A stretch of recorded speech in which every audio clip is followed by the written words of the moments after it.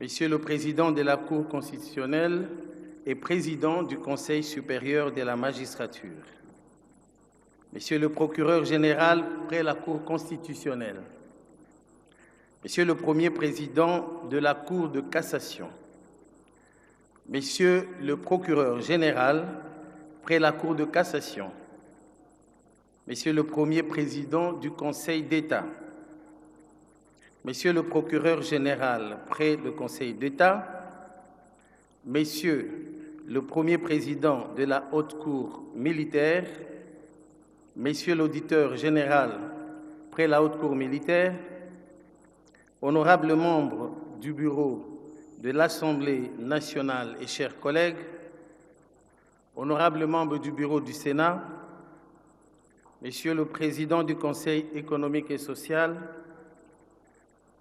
Monsieur le Premier Président de la Cour des comptes, Monsieur le Procureur général près la Cour des comptes, Messieurs les Présidents des institutions d'appui à la démocratie, honorables députés nationaux, Mesdames et Messieurs les membres du gouvernement national, Mesdames et Messieurs les ambassadeurs et chefs de mission diplomatiques, Mesdames et Messieurs les représentants du système des Nations unies,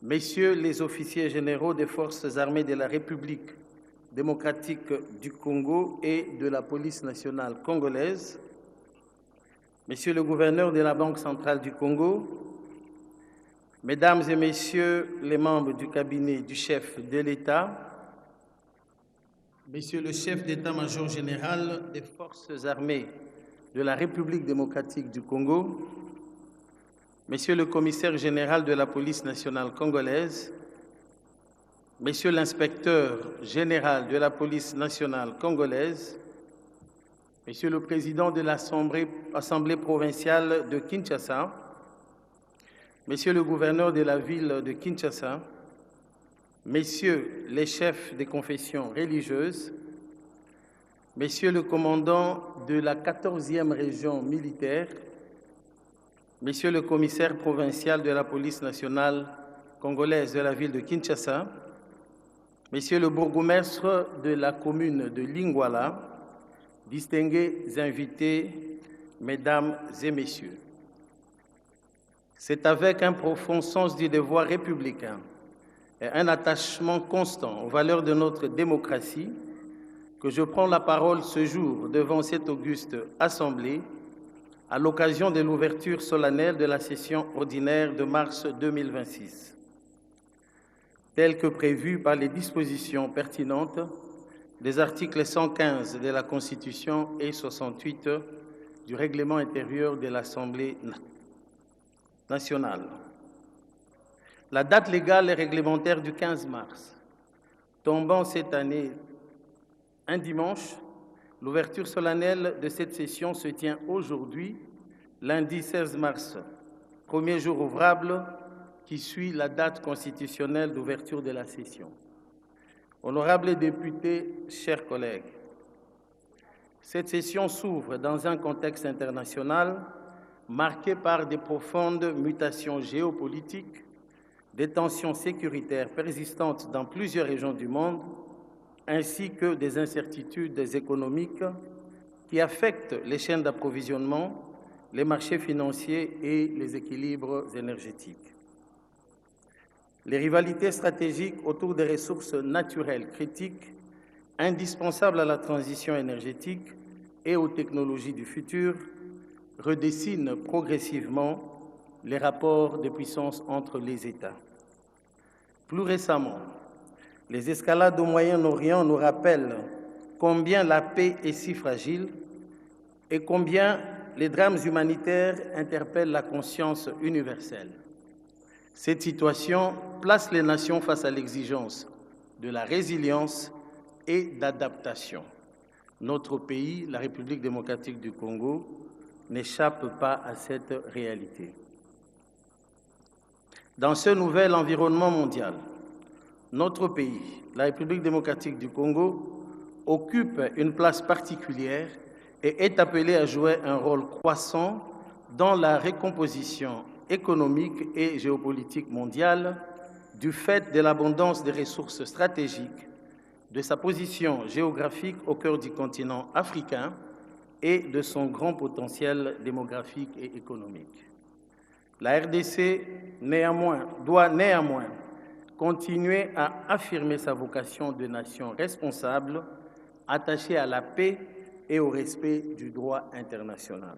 Cependant, au moment même où ces opportunités se dessinent à l'horizon, notre nation continue d'être éprouvée par une situation sécuritaire préoccupante dans sa partie orientale. Les violences armées, les déplacements massifs et récurrents des populations et les atrocités commises contre les civils continuent d'affliger nos compatriotes avec un très lourd bilan en pertes humaines. À cela s'ajoute la destruction environnementale, l'effritement quasi total du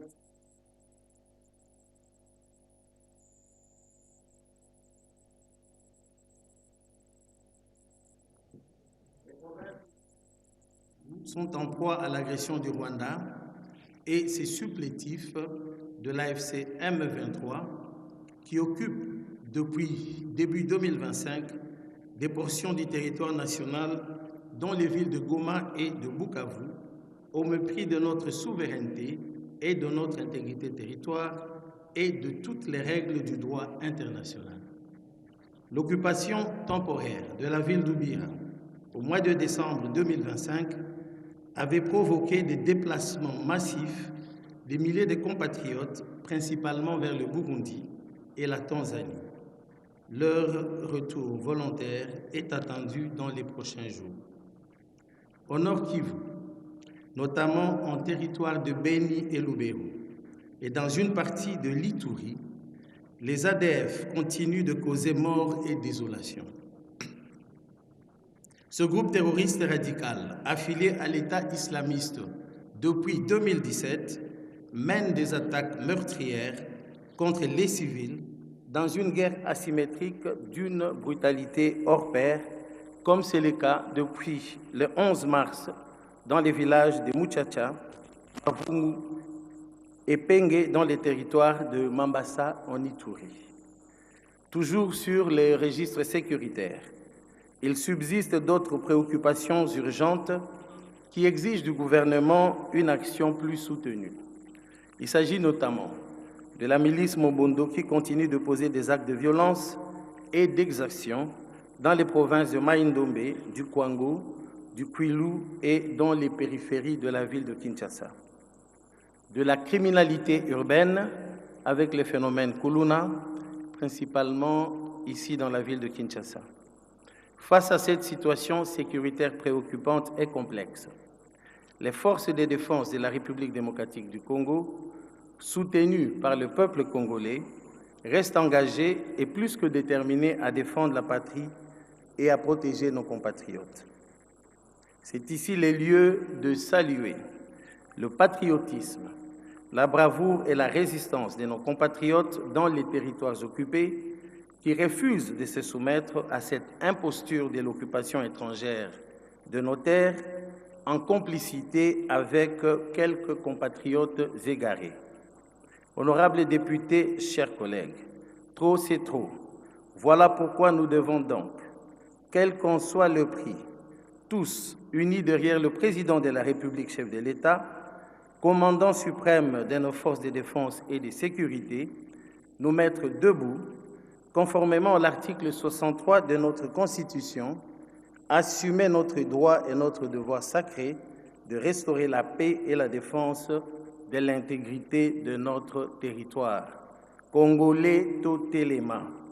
Honorables députés, chers collègues, avant de poursuivre mon propos de ce jour, je nous prie de bien vouloir consacrer un moment de recueillement en mémoire de nos compatriotes, civils et militaires, qui ont perdu leur vie de janvier 2025 à ce jour, de suite de cette guerre injuste dans l'est de notre pays, des massacres perpétrés par les ADF, de la violence des Mombondo et de la précarité des conditions de vie dans des camps de réfugiés.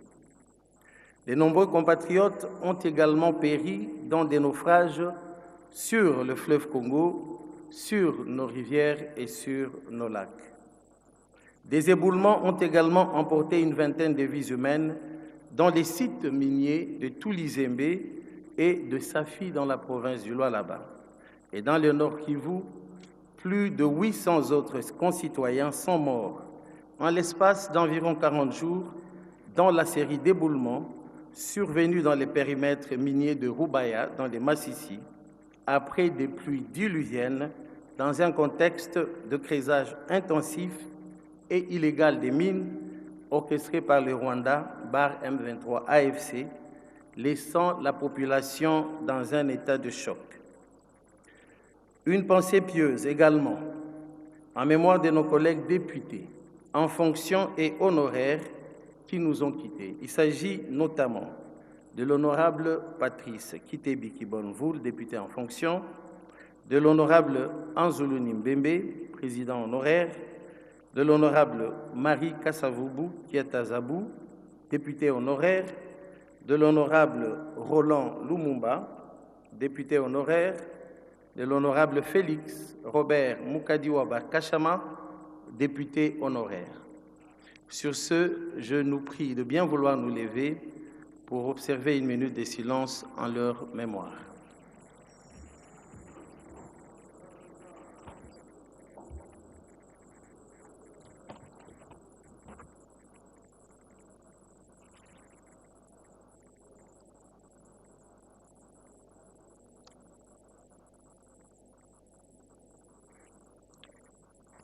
Je vous remercie. Nous pouvons nous rasseoir.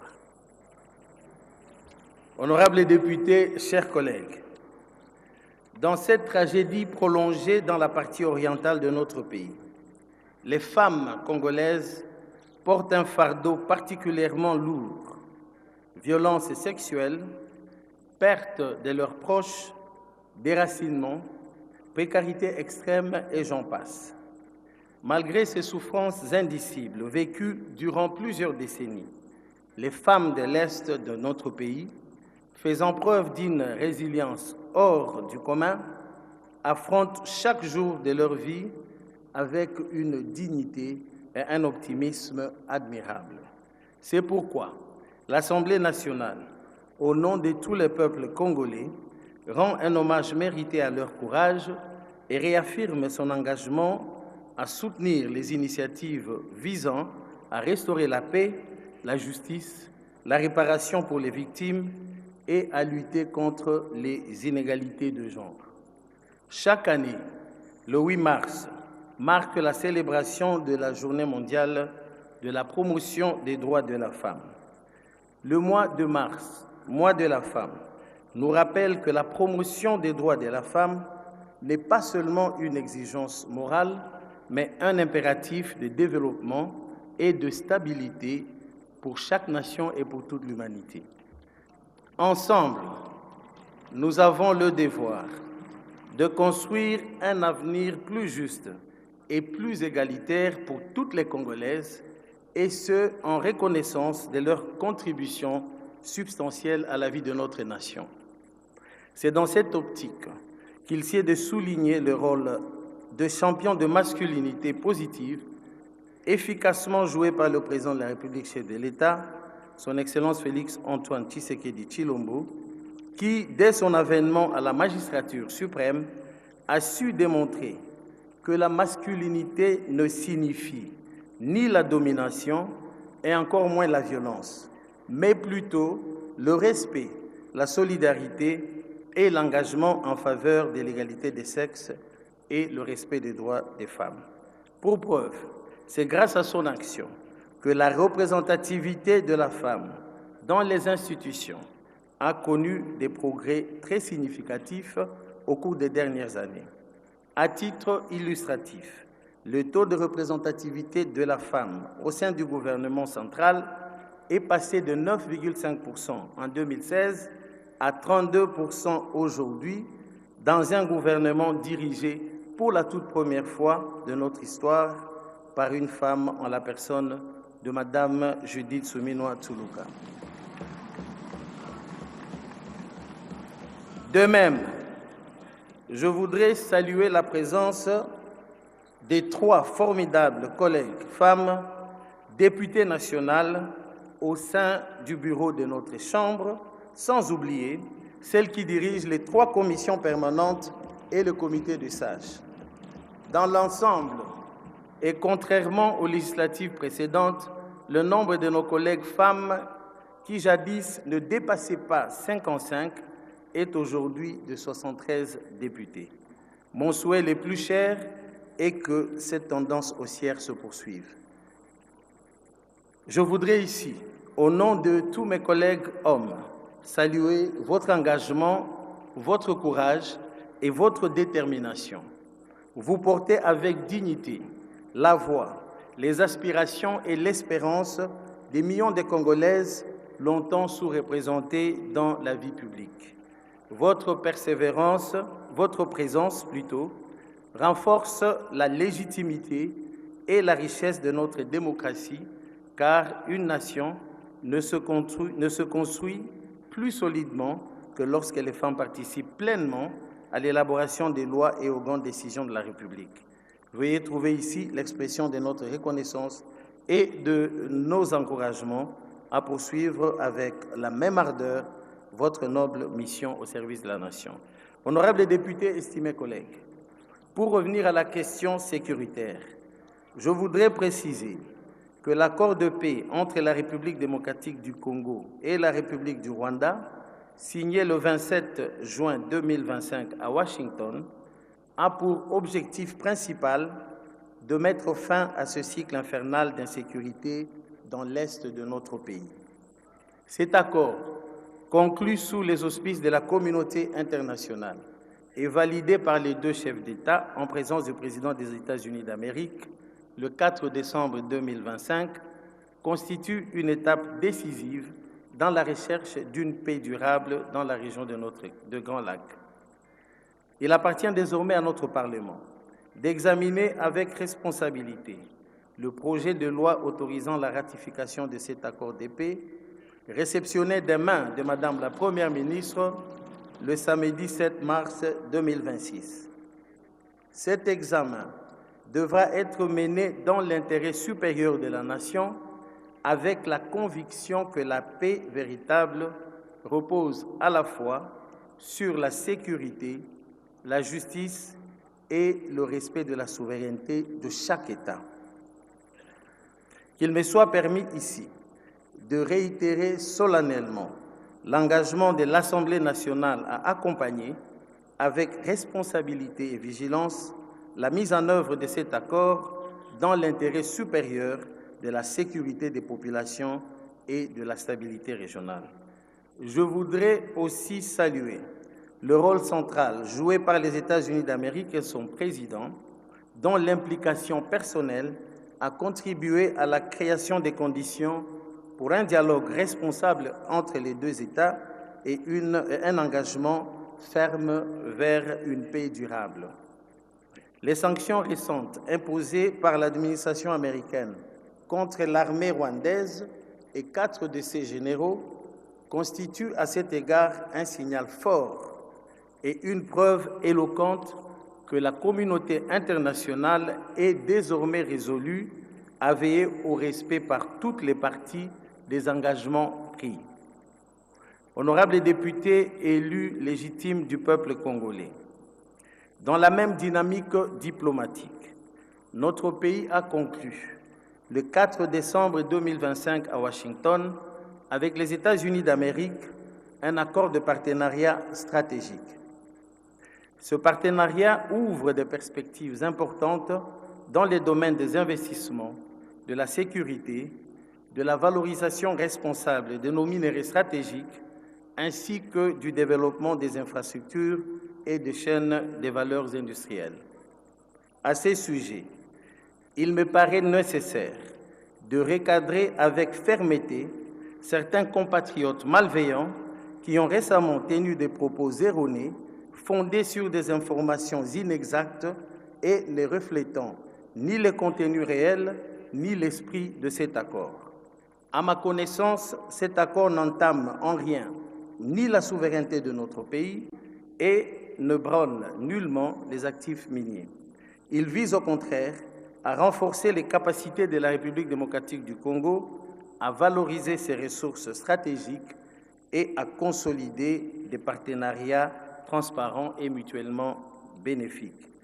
Je suis d'avis que dans un débat national qui mérite rigueur et stabilité, il est essentiel que les prises de position publiques s'appuient sur des faits établis plutôt que sur des interprétations subjectives susceptibles d'induire notre peuple en erreur. C'est de notre responsabilité commune.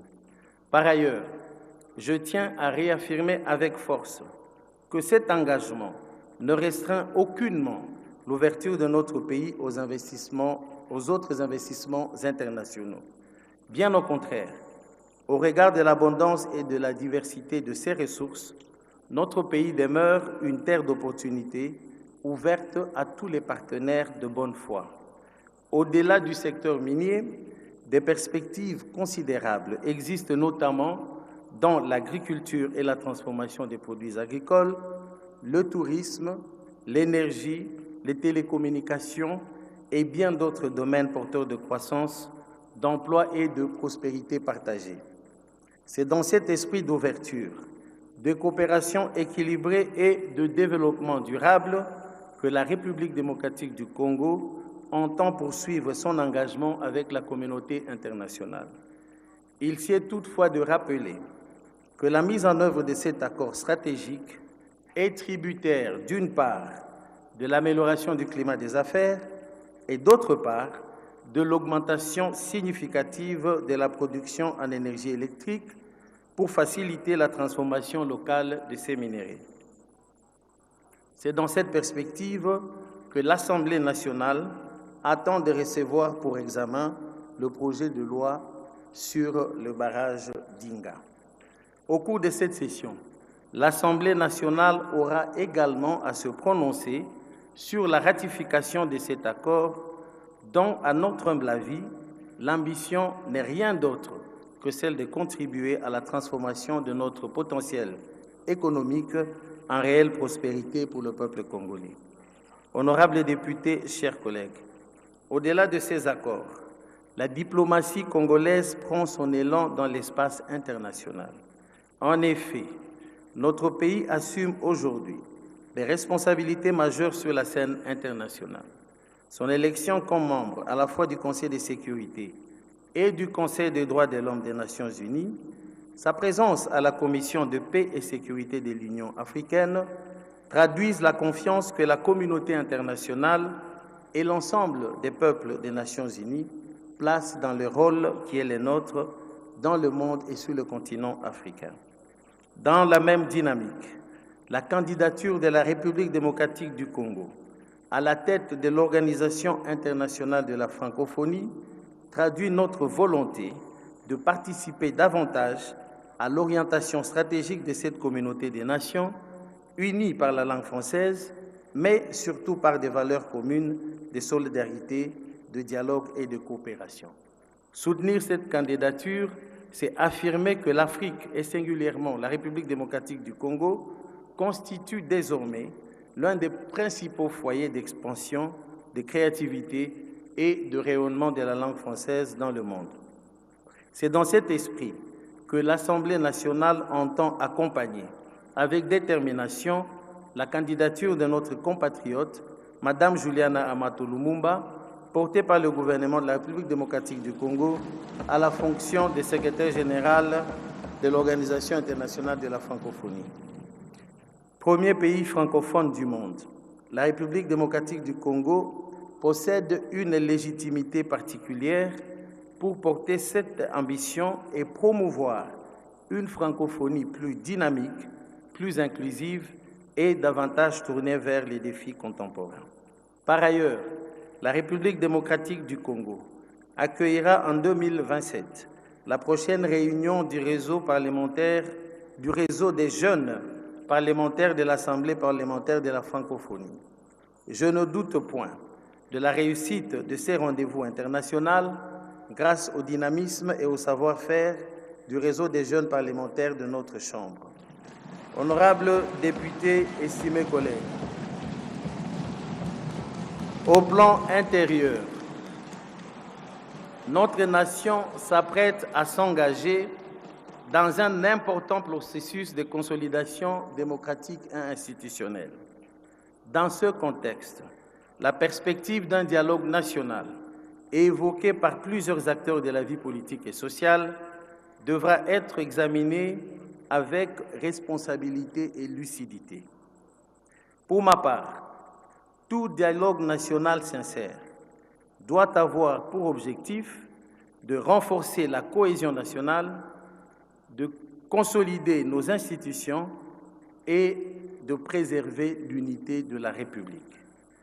Il ne saurait en aucun cas servir de blanchisserie ni d'opportunité pour fragiliser l'ordre constitutionnel établi et encore moins remettre en cause les acquis démocratiques de notre pays.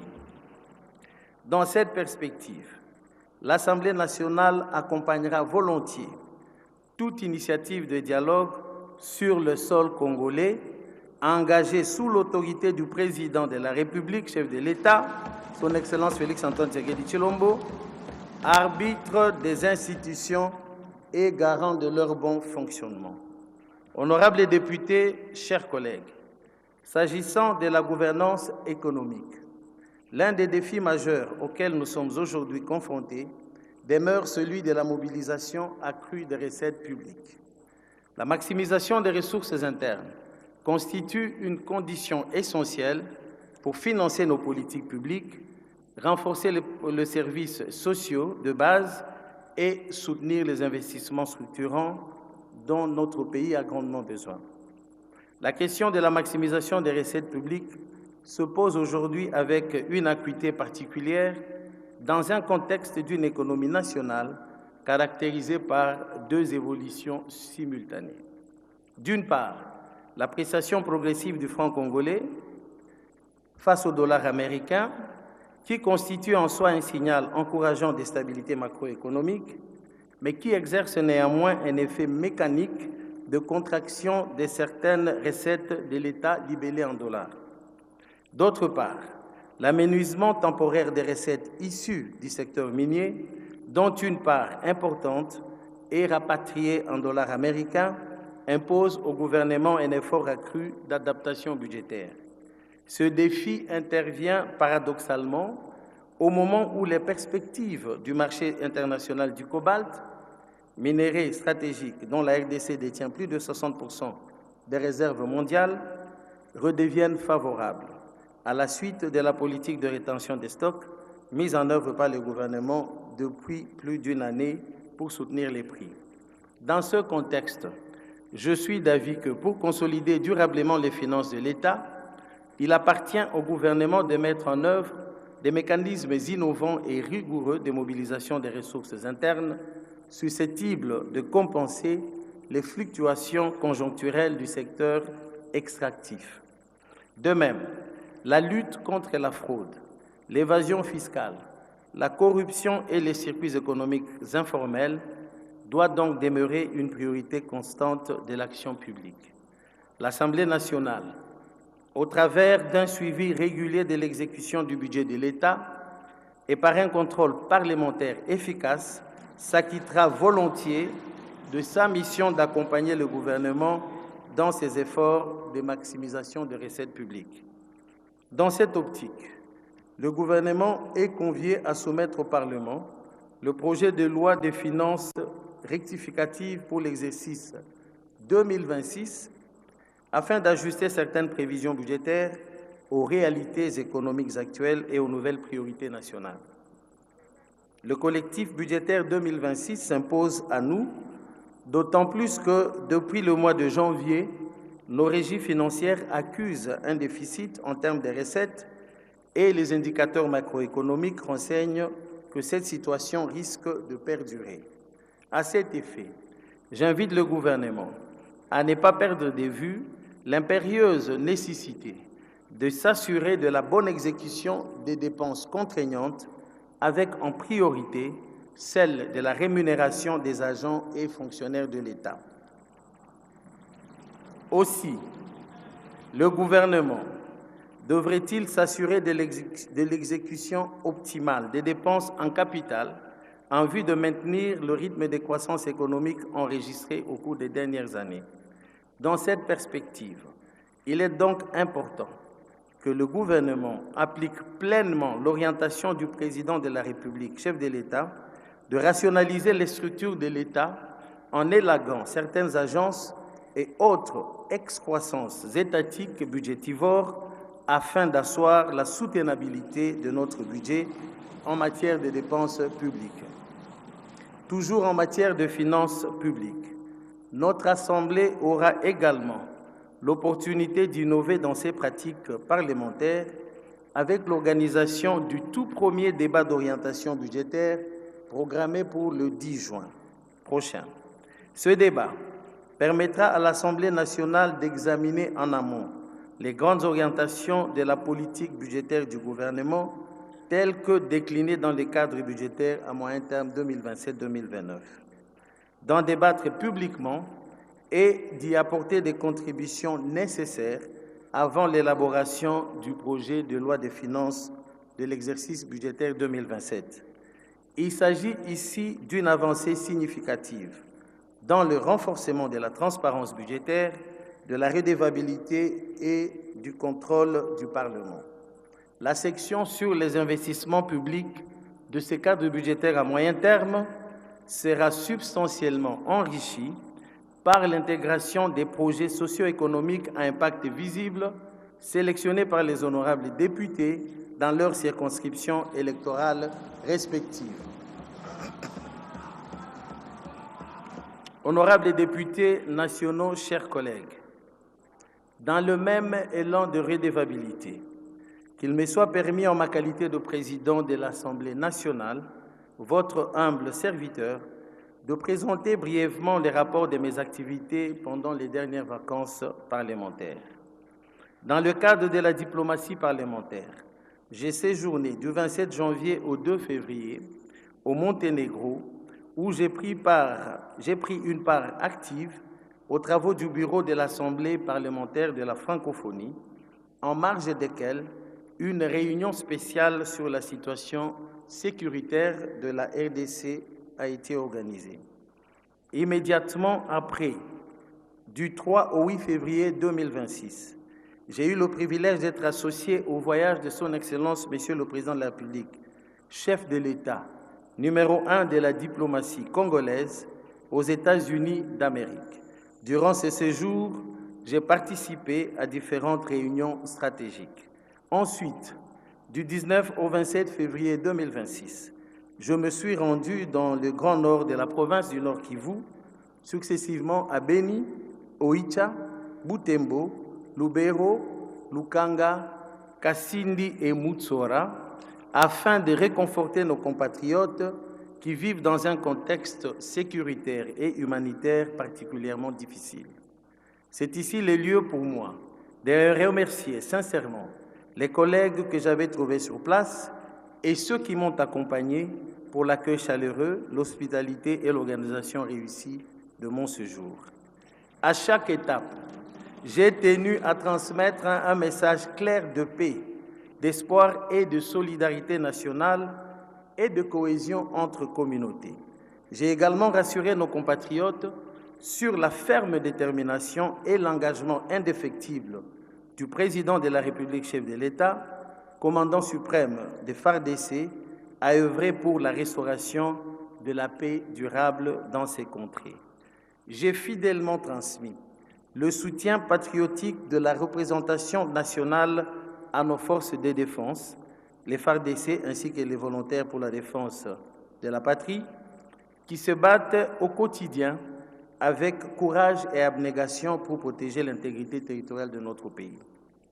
Les échanges directs avec les autorités locales, les leaders communautaires, les confessions religieuses, les déplacés internes, les victimes d'actes odieux de violences sexuelles et les représentants des forces vives nous ont permis de mieux comprendre l'ampleur de la souffrance et les attentes de nos compatriotes sur terrain. Cette visite m'a également permis d'inspecter les travaux en cours reliant l'Ouganda à la République démocratique du Congo via la RN4 qui mène vers Beni et Butembo, où les travaux progressent normalement avec la construction de plusieurs ponts sur différentes rivières. Ma visite à Mutsora, située au pied de Virunga, m'a permis de compatir avec la population à la suite d'un éboulement avec des dégâts humains et matériels importants. Pour votre gouverne, la station de Mutsora est le point de départ du couloir vert Kivu-Kinshasa. C'est aussi le site de production du chocolat Virunga et d'autres produits à base de cacao. Ce couloir, qui s'étend de Beni à Kinshasa, constitue l'une des initiatives structurantes les plus prometteuses pour l'avenir de notre pays. Il offre une opportunité stratégique unique pour dynamiser les chaînes de valeurs agricoles et forestières, protéger l'environnement, créer des milliers d'emplois pour nos jeunes, renforcer la résilience climatique et promouvoir un développement socio-économique inclusif.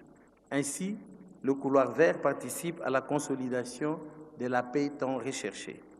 Les 3 derniers jours de mon séjour à Beni étaient consacrés à la participation au Forum provincial de paix sur la problématique des ADF, dont j'ai eu le privilège de lancer et de clôturer les travaux.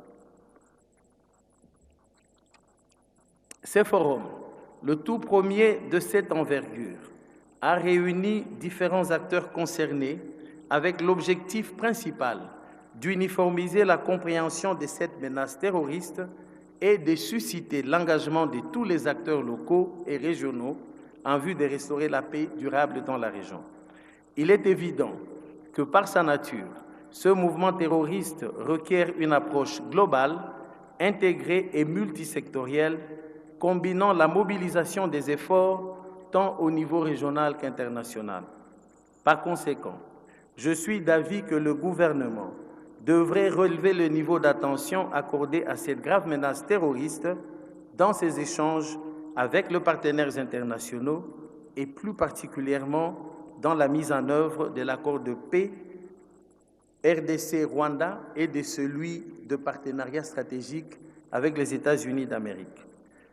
Honorables députés, estimés collègues, vous conviendrez avec moi que face à tous ces défis sécuritaires, économiques et sociaux qui interpellent notre nation, l'heure n'est pas aux divisions internes, mais plutôt au rassemblement de toutes les forces vives de la nation pour faire échec à l'ennemi. Pour y arriver, j'exhorte toutes les Congolaises et tous les Congolais, de tous bords, de mettre de côté leurs divergences et de se ranger comme un seul homme derrière le président de la République, son Excellence Félix-Antoine Tshisekedi Tshilombo, commandant suprême des FARDC, garant de l'unité nationale, de l'intégrité territoriale et de la souveraineté de notre pays. Avant de regagner Kinshasa, j'ai effectué une escale à Bunia, chef-lieu de la province de l'Ituri, où j'ai pu visiter les travaux de modernisation en cours de l'aéroport de Bunia ainsi que la construction de l'université de Bunia et des travaux de la voirie urbaine. Honorables députés, estimés collègues, la session qui s'ouvre aujourd'hui s'annonce particulièrement dense. Elle exigera de chacun d'entre nous un sens encore plus élevé de responsabilité, de rigueur et de patriotisme. Les peuples congolais attendent de ses représentants un travail parlementaire plus engagé, constructif et orienté vers des solutions concrètes.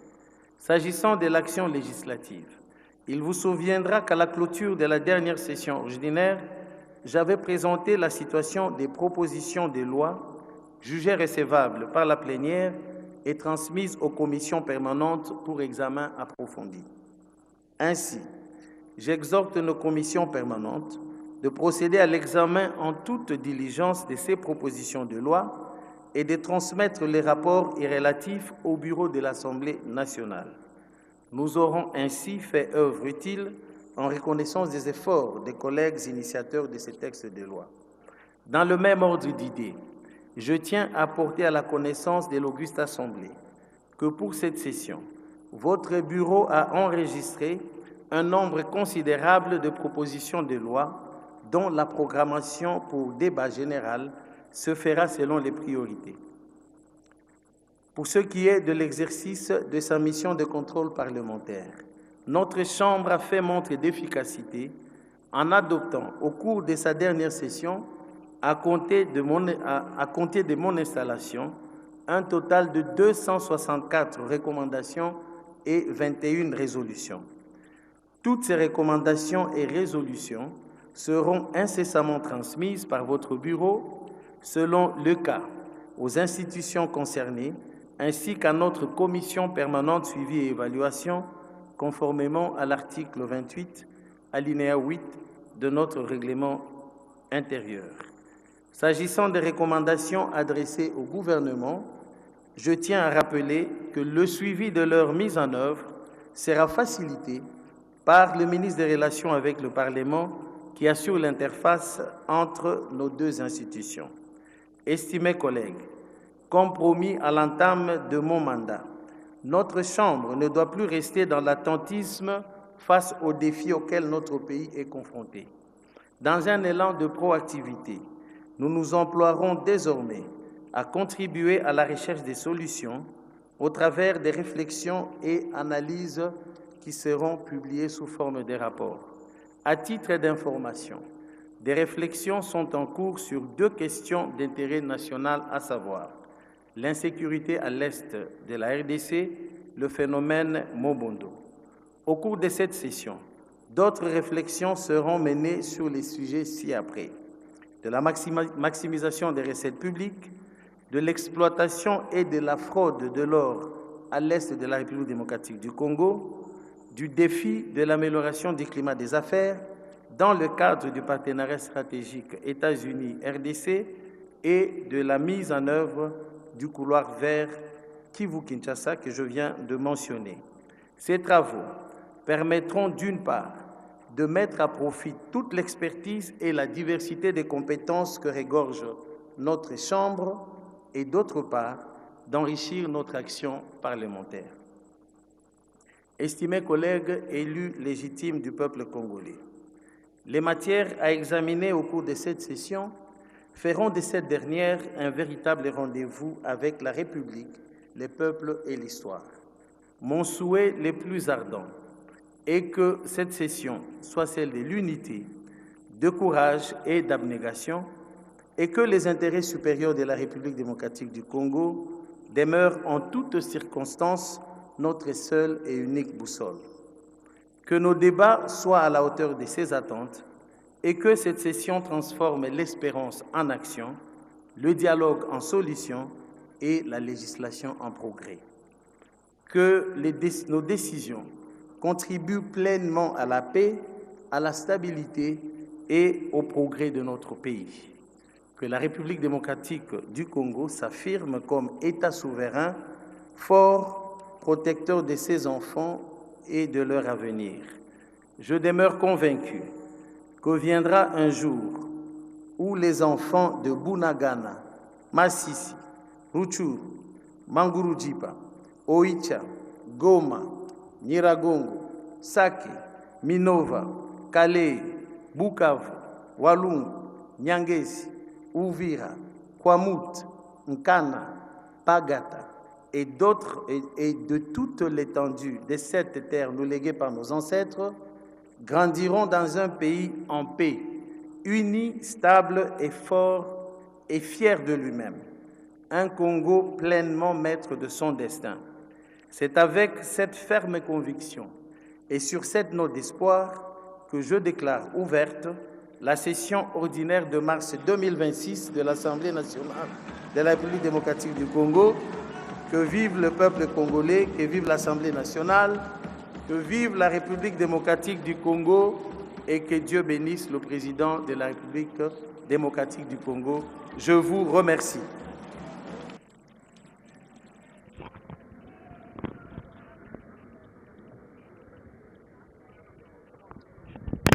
Voilà, très chers téléspectateurs.